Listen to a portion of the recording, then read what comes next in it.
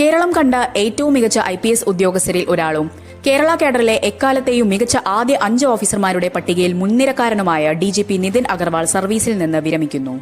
July 31 വെള്ളിയാഴ്ച വിടവാങ്ങൽ പരേഡോടെ അദ്ദേഹം ഔദ്യോഗിക ജീവിതത്തോട് വിട പറയുമ്പോൾ രാഷ്ട്രീയ യജമാനന്മാർക്ക് മുന്നിലും ഭരണാധികാരികൾക്ക് മുന്നിലും മുട്ടുമടക്കാത്ത ഒരു അപൂർവ പോലീസ് പ്രതിഭയ്ക്കാണ് സേന യാത്രയയപ്പ് നൽകുന്നത്. 37 വർഷത്തെ സമാനതകളില്ലാത്തതും അവിസ്മരണീയവുമായ സർവീസാണ് നിതിൻ അഗർവാളിന്റേത്.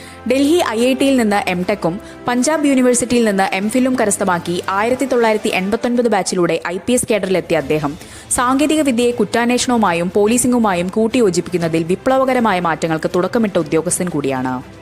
കണ്ണൂരിൽ ASP ആയിരുന്ന കാലത്ത് സീനിയർ ഉദ്യോഗസ്ഥനെ സമരക്കാർ വളഞ്ഞുവെച്ച് ആക്രമിച്ചപ്പോൾ ജീവൻ പോലും പണയം വെച്ച് ഓപ്പറേഷൻ ഇറങ്ങി സംരക്ഷിച്ച ധീരതയുടെ ചരിത്രം അദ്ദേഹത്തിനുണ്ട്. എന്നാൽ ആ സംഭവത്തിന്റെ പേരിൽ രാഷ്ട്രീയ നേതൃത്വങ്ങളുടെ കറുത്ത പട്ടികയിൽ ഇടം പിടിച്ച അദ്ദേഹം തുടർന്ന് ഇങ്ങോട്ടുള്ള സർവീസ് ജീവിതത്തിലുടനീളം രാഷ്ട്രീയക്കാരുടെ വിരോധത്തിനും പകപോക്കലുകൾക്കും ഇരയാകേണ്ടി വന്നു.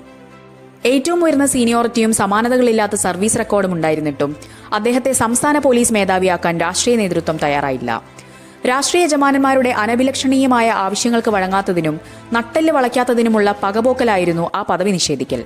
പകരം അദ്ദേഹത്തിന് താഴെയുള്ള ജൂനിയർമാർ സംസ്ഥാന പോലീസിന്റെ തലപ്പത്തേക്ക് ഉയർത്തപ്പെട്ടപ്പോഴും പരാതികളില്ലാതെ അദ്ദേഹം തന്റെ കർത്തവ്യം തുടർന്നു. കേന്ദ്ര ഡെപ്യൂട്ടേഷനിൽ ബോർഡർ സെക്യൂരിറ്റി ഫോഴ്സ് ഡയറക്ടർ ജനറലായി സേവനമനുഷ്ഠിക്കുമ്പോൾ ഇന്ത്യ-പാക് അതിർത്തിയിൽ പാകിസ്ഥാനെ വിറപ്പിച്ച കണിശക്കാരനായ സേനാധിപനായിരുന്നു അദ്ദേഹം. അതിർത്തി കടന്നുള്ള ഭീകരവാദത്തിനെതിരെയും മയക്കുമരുന്ന് കടത്തിനെതിരെയും വിട്ടുവീഴ്ചയില്ലാത്ത നടപടികളാണ് അദ്ദേഹം സ്വീകരിച്ചത്.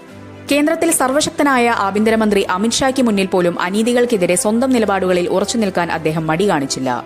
തനിക്ക് ശരിയല്ലെന്ന് തോന്നുന്ന കാര്യങ്ങളിൽ ആർക്കു മുന്നിലും തലകുനിക്കാത്ത ആ നിലപാടാണ് BSF മേധാവി സ്ഥാനത്ത് നിന്നും അദ്ദേഹത്തെ മാറ്റി മാതൃകേഡറായ കേരളത്തിലേക്ക് തിരികെ അയക്കുന്നതിലേക്ക് നയിച്ചത്.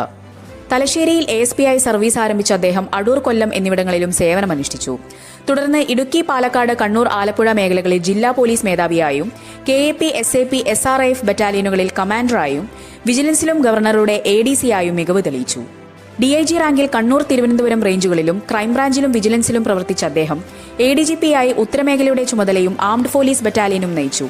DGP റാങ്കിലേക്ക് സ്ഥാനക്കയറ്റം ലഭിച്ച് തിരിച്ചെത്തിയ ശേഷം റോഡ് സേഫ്റ്റി കമ്മീഷണറായും നിലവിൽ fire and rescue service director ജനറലായും സേവനമനുഷ്ഠിച്ചു വരികയായിരുന്നു.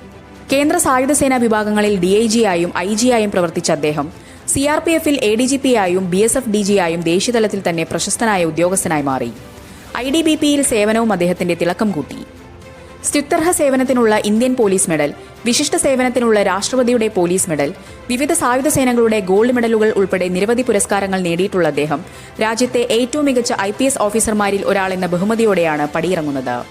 പോലീസ് അസോസിയേഷന്റെ വിടവാങ്ങൽ യോഗത്തിൽ